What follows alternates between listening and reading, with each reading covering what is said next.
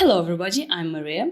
And my name is Rory, and we are the hosts of the IELTS Speaking for Success podcast, the podcast that aims to help you improve your speaking skills as well as your listening skills along the way. Right, we started this podcast to give you a look at how a native English speaker would answer some of the most common IELTS speaking test questions. I ask Rory these questions, he answers using grammar and vocabulary for a high score. Today is a very special episode because Rory will be under lots of pressure. We'll have a full speaking test today, like exactly as it is in the exam. 3 parts, about 11 to 14 minutes. Everything will be exactly as in the speaking exam. Rory, are you ready? Oh, I hope you're not going to walk all over me.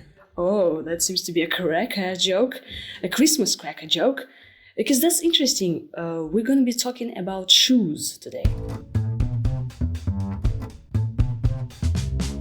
Now, in this first part, I'd like to ask you a few questions about yourself. Let's talk about work or studies. Do you work or are you a student? I work, actually, as a teacher. Do you like it? I love it. It's one of the best things I've ever done with my life. What would you like to do in the future? Well, I work as a teacher. Actually, also, I'm a director of studies as well. Both of these are quite high pressure jobs, so hopefully in the future I'll work less than I do now, just so there's not so much pressure. But I still want to work in education because it's one of the best things that you could ever do, at least in my case. Let's talk about shoes now. What kind of shoes do you usually wear? Usually I wear trainers in the summer and boots in the winter, so it really does depend on the weather. Something more casual in the summer, something lighter, and something more hardy in the winter, really. Do you have a favorite pair of shoes?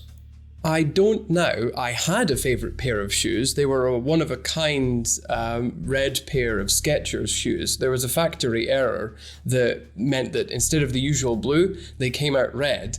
And I really loved them because they were one-of-a-kind.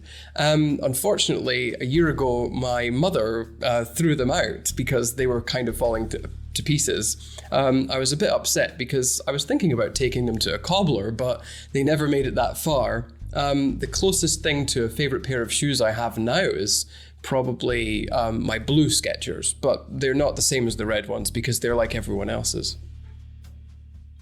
How often do you buy shoes? I think I buy them roughly once or twice a year.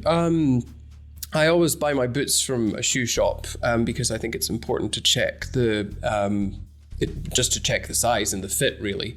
So in that sense, I always have to go to a shoe shop, which I'm rarely able to do because I don't live in the UK these days. Do you like expensive shoes? I think it depends what you mean by expensive, really. I suppose if you mean approximately 5,000 rubles, or I think it's about £60 in pounds sterling, then yeah, kind of. I buy, like I say, Skechers, and they're roughly that price. So I like those kinds of expensive shoes, but it's not because they're expensive. Would you ever spend a lot of money on shoes? Well, it's like I said before, it depends on how you define a lot of money. I think I would, and I think the shoes I buy now are quite high quality, but I don't buy them very often, so I think that justifies the expenditure. So yes, I would spend a lot of money on shoes, but not because they're expensive. Have you ever bought shoes online? Yes, once, and it was a disaster. I told you before, my mother destroyed my one-of-a-kind red Skechers, and I was very upset. And I thought I'd found a pair online. They were bright red, but it's okay. It's not as bad as it looked. And I ordered them, and then when they arrived, they weren't red, they were green. And I don't like the colour green, so that was quite disappointing for me. So I have ordered online, but I'm never doing it again. Now I'm going to give you a topic, and I'd like you to talk about it for 1 or 2 minutes. Before you talk, you have 1 minute to think of what you're going to say. You can make some notes if you wish. Do you understand? Yes. Here's some paper and a pencil for making notes, and here's your topic. I'd like you to describe a situation that made you laugh. Now, dear listeners, Rory has 1 minute to think of what he's going to say and take some notes if he wishes. Let me just give you a topic, right? So, Rory has to talk about a situation that made him laugh. In the task, it says, please say what the situation was, when it was. He also should answer the question who was there with him and say why it made him laugh. Everything is written on the card which the examiner gives you in the exam.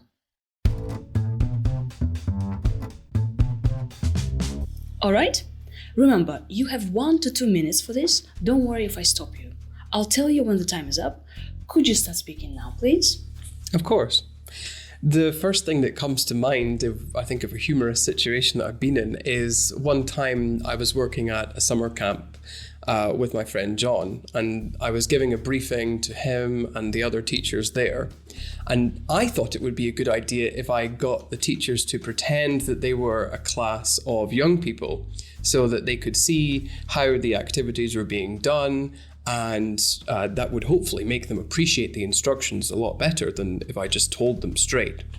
However, what I didn't reckon with was the fact that one of my friends, John in this case in particular, decided to take the role play too far, and he, instead of completing the task, drew a funny picture of a cat, and he held it up for everybody to see.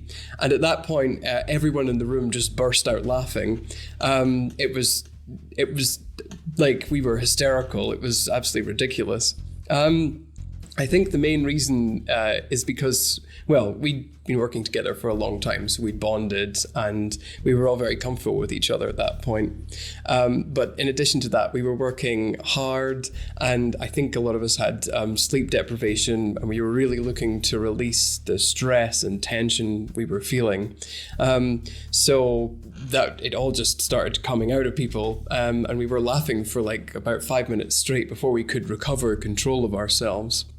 I think one of the other reasons that it really got to me in that sense was also just the contrast with normality. We'd been working quite professionally with each other for, about 2 weeks at that point.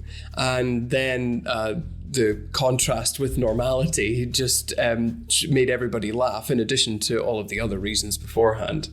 Okay, thank you.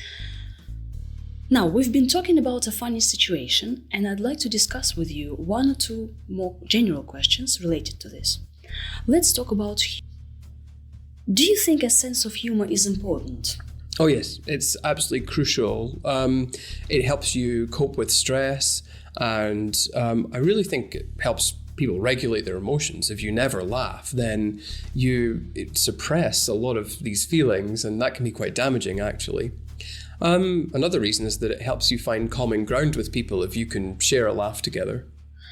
Is humor easy to translate from one language to another? I think practical jokes and almost slapstick comedy, because everyone can see it and appreciate it, that's easy to translate. It's not something that I like, but I think a lot of people can understand it.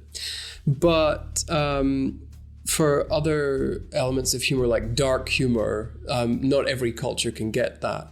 I noticed, for example, that as you move further east from America, the humor tends to get darker and darker, and people, until you come to Russia, and it almost seems like people are doing bad things to each other just because.